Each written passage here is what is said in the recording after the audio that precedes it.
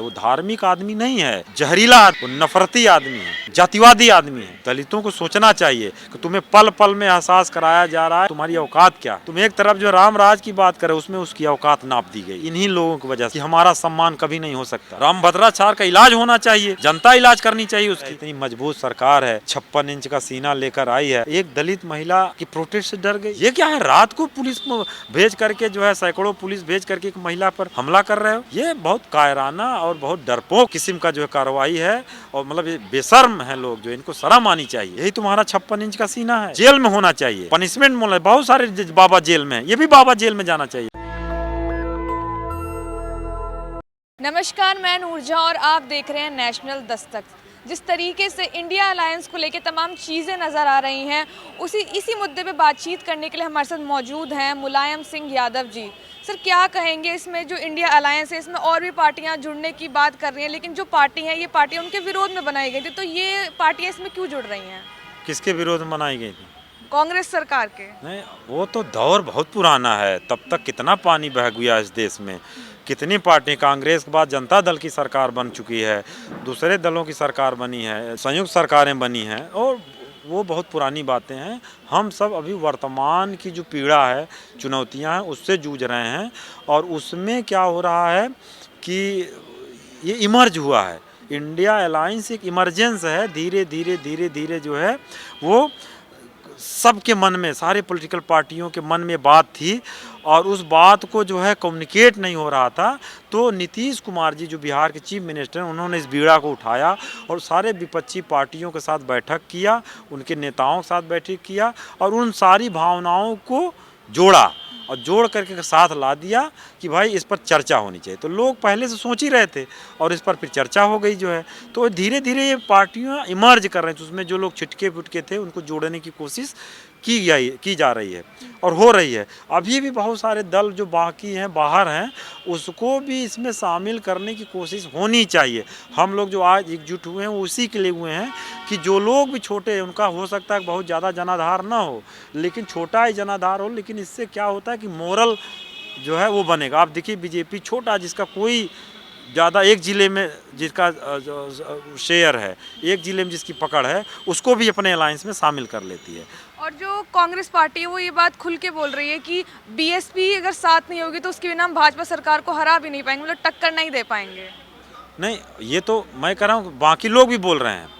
बाकी लोग ऐसा नहीं कि बीएसपी के विरोध में बोल रहे हैं, कोई विरोध। ये तो इंडिया अलायंस तो आया है ये सब कुछ समेटने के लिए, तो इसमें विरोध करने का सवाल ही कहीं नहीं बचता है।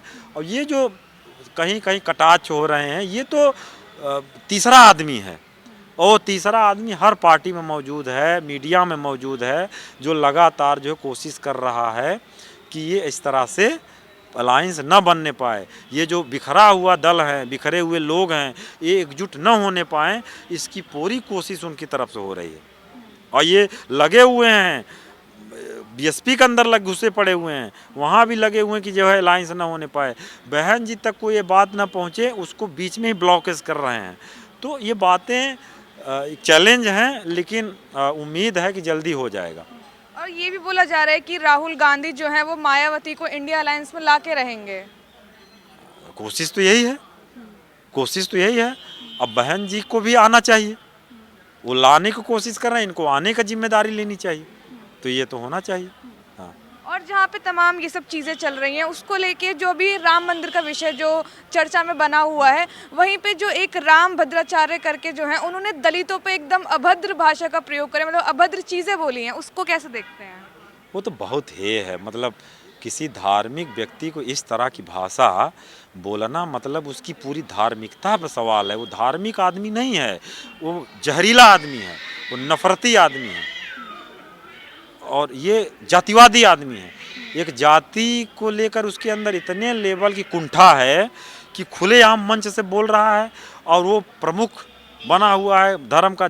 ऐसे लोगों की वजह से बाबा साहब ने सोचा कि हमारा सम्मान कभी नहीं हो सकता, इन्हीं लोगों की वजह से। आज तो ये फिर भी दबाव में बहुत हैं। उस समय सोचिए क्या क्या बोलते होंगे। राम भद्राचार्य जो इस देश की जो अपर कास्ट सुप्रीमेसी है उसका प्रतीक है, उसकी कुंठा, उसका द्वेष और उसकी नफरत का प्रतीक है वो राम भद्राचार्य। और वो नफरत दिख रही है, कोई तो उसका विरोध करने नहीं गया। जिस दलित समाज के, जिस दलित कम्युनिटी पर बोला गया, अगर वो कम्युनिटी चाह ले तो राम भद्राचार्य का हालत खराब हो जाए, लेकिन वो वायलेंस नहीं की। उन्होंने सोचा कि देखिए यही हमारी औकात है इस हिंदू उसमें जो है होने का। उनको एहसास कराया गया कि तुम क्या हो। तुम एक तरफ जो राम राज की बात करे उसमें उसकी औकात नाप दी गई है। तो दलितों को सोचना चाहिए कि तुम्हें पल पल में एहसास कराया जा रहा है कि तुम अनटचेबल हो, तुम इस जो तुम्हारी हालत, तुम्हारी जो औकात है, औकात नापी जा रही है कि तुम्हारी औकात क्या है। औकात शब्द मैं यूज कर रहा हूँ। सरकार इस पे क्यों नहीं कुछ आवाज उठा रही, क्योंकि इस तरीके का अभद्र सरकार भाषा का वो आदमी है, वो सरकार का आदमी, सरकार उसको पुरस्कार दे रही है, उसको रिवार्ड दे रही है, उसको पनिशमेंट की जगह रिवार्ड दे रही है, तो सरकार का आदमी है। सरकार की मंशा का वो जो है प्रतीक है, वो उसका संवाहक है, उसका जो है प्रतिनिधि है, सरकार की सोच का प्रतिनिधि है। सरकार में जो बैठे लोग उसकी सोच का प्रतिनिधि है वो राम भद्राचार्य का इलाज होना चाहिए, जनता इलाज करनी चाहिए उसके यहाँ कोई नहीं जाना चाहिए उसके मठ पे। दलित बिरादरी को तो बिल्कुल जाना नहीं चाहिए, बैकवर्ड बिरादरियों को, ऐसे जातिवादी नफरती आदमी के पास। तो जहाँ पे ये राम राज्य की सब मांगे हो रही है, राम भद्राचार्य कैसे टिप्पणी देना दलितों के लिए ये दिखाता है इस देश की जो है समाज की व्यवस्था को, समाज की सच्चाई को दिखाता है कि समाज में आज में जो है जो हालत है, असलियत है, वो कुछ और है। तो दिखाया कुछ और जा रहा है, मीडिया कुछ और बता रहा है, लेकिन एक्चुअल में जो है हालत कुछ और है। ये छुपाया जा रहा है मीडिया क्यों उसकी बयान को, मतलब मीडिया में बैठे लोगों को ये फर्क नहीं पड़ता ना कि इतनी घिनियस बात बोली है, कितनी दुर्भाग्यपूर्ण बात बोली है, और सरेआम ऐसे बोला है। तो ये जिसको जेल में होना चाहिए, पनिशमेंट बोला है। बहुत सारे बाबा जेल में, ये भी बाबा जेल में जाना चाहिए, इसको भी जेल में डालना चाहिए, इस पर SC/ST एक्ट लगाना चाहिए। तमाम ऐसी चीज़ें और भी नज़र आती हैं। आप जो डॉक्टर रितु की बात कर लीजिए, जो अपना धरना प्रदर्शन कर रही थी, 135 दिन से वो चल रहा था, और फिर देखते देखते एकदम से पुलिस ने सब उठा के फेंक दिया। ये तो बहुत डरावनी, बहुत कायराना हमला है, ऐसा नहीं होना चाहिए। मतलब ये इतनी बड़ी सरकार है, इतनी मजबूत सरकार है, 56 इंच का सीना लेकर आई है, एक दलित महिला की प्रोटेस्ट से डर गई, उसके विरोध से डर गई, उसके लड़ने के जज्बे से डर गई। यही तुम्हारा 56 इंच का सीना है, यही तुम्हारी जो है पूर्ण बहुमत की सरकार है। दिल्ली पुलिस तो होम मिनिस्ट्री के अंदर आती है ना, सेंट्रल गवर्नमेंट का आती है। तो सीधा सीधा ये तो अमित शाह और जो नरेंद्र मोदी जी को सोचना चाहिए कि मतलब तुम्हारी क्या मजाल है। एक दलित महिला से तुम डरे हुए, वो भी रात को 4 बजे हमला कर रहे हो उस पर, उसका सारे लॉजिस्टिक हटा दिए हो, सारे धरना प्रदर्शन, सारे साउंड, धरना बैनर पोस्टर, दरी चटाई सब उठा के फेंक गए, और वहाँ तुम कीचड़ कर रहे हो, वहाँ जो है पानी डाल रहे हो ताकि दोबारा कोई ना बैठे। अरे तुमको दिक्कत थी, तुम कॉन्स्टिट्यूशन के तहत, नियम कानून के तहत उसको नोटिस देते, जेल में डालते, उसको उठा के ले जाते, जेल में डाल देते, तुम्हें क्या दिक्कत थी।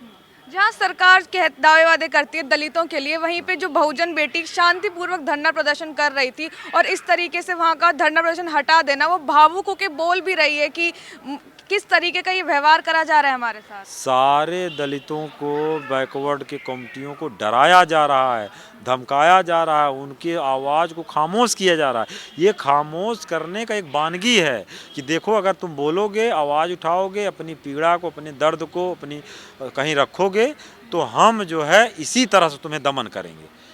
तो ये सारे बहुजन कम्युनिटी, दलित कम्युनिटी को सोचना चाहिए कि इस देश में बाबा साहब ने जो कॉन्स्टिट्यूशन दिया, उस कॉन्स्टिट्यूशन विरोध करने का अधिकार संवैधानिक अधिकार है, लेकिन उस संवैधानिक अधिकार का प्रयोग कहाँ कर पाते, संविधान कहाँ है। अगर विरोध करने देते तब तो संविधान है, लेकिन किसी को विरोध ना करने देना, ये सीधा सीधा संविधान का वायलेशन है, फंडामेंटल राइट का वायलेशन है। और आपको नोटिस देना चाहिए, वो करना चाहिए कि भाई इनको हटाओ, या आपको नोटिस नहीं होगा तो आप उसके खिलाफ कानूनी कार्रवाई करते। ये क्या है, रात को पुलिस भेज करके जो है, सैकड़ों पुलिस भेज करके एक महिला पर हमला कर रहे हो। ये बहुत कायराना और बहुत डरपोक किस्म का जो है कार्रवाई है, और मतलब ये बेशर्म है लोग, जो इनको शर्म आनी चाहिए। ऐसे जो प्रोफेसर बहुजन के समाज के लिए आवाज़ उठा रही है, तो मतलब बहुजन समाज के लोग उनके साथ क्यों नहीं खड़े हुए? बहुजन समाज के लोगों को जो है 2 तरह से तोड़ा गया है। एक तो उनको प्रलोभन दे करके, और दूसरा उनको डरा करके। कुछ जो प्रलोभन वाले हैं वो जो है उनकी दलाली करने में लगे हैं, और जो डरे हुए हैं वो इतने सक्षम नहीं है, वो आगे आते हैं तो उनको इसी तरह से हमले किया जा रहा है, उनको इसी तरह क्रैकडाउन किया जा रहा है, उन पर लाठियाँ बरसाई जा रही हैं, उनको डराया जा रहा है। तो आदमी डर सकता है, लेकिन इस सरकार के प्रति कभी जो है भावना डेवलप नहीं हो सकती। ये डरा सकती है, धमका सकती है, लेकिन अभी चुनाव आने वाला है, ये सारा डर, सारा गुस्सा, सारा रोष समेट के बैठेंगे और ये हम लोग दिखाएंगे। तो इसका हल क्या है? मतलब वो शांतिपूर्वक आंदोलन, सरकार को बदल दो, सरकार को बदल देना चाहिए। सरकार को बदल देने में पूरे देश की भलाई है, सारे समुदायों की भलाई है, देश का भी सबका इलाज उसमें। बहुत बहुत शुक्रिया। तमाम चीज़ें जो नज़र आ रही हैं, बहुजन समाज के साथ इस तरीके का व्यवहार किया जा रहा है। अब खुद रामभद्राचार्य ने इस तरीके की अभद्र भाषा का प्रयोग करा है बहुजन समाज के लिए। वहीं हमने मुलायम सिंह यादव जी से भी बात करी, उन्होंने इनका कहना है कि हल इसका यही है कि सरकार को बदल देना चाहिए। जब तक सरकार नहीं बदलेगी इस तरीके की तमाम चीज़ें हमें नज़र आती ही रहेंगी। वहीं आपका इस पर क्या राय है कि सरकार बदलनी चाहिए कि नहीं बदलनी चाहिए? क्योंकि तमाम बहुजन लोगों के साथ ऐसी तमाम चीज़ें नज़र आती ही रहती हैं। कमेंट बॉक्स में अपनी राय हमें ज़रूर बताइएगा। कैमरामैन आशीष के साथ मैं नूर जहां, नेशनल दस्तक। नेशनल दस्तक की आपसे गुजारिश है कि अगर इसको बचाना चाहते हैं तो नेशनल दस्तक को सब्सक्राइब करने के लिए रेड कलर के सब्सक्राइब बटन को दबाएं, फिर बेल आइकन की घंटी दबाएं। नेशनल दस्तक को बचाने के लिए बहुत जरूरी है कि हर खबर को शेयर करें, लाइक करें, कमेंट जरूर करें।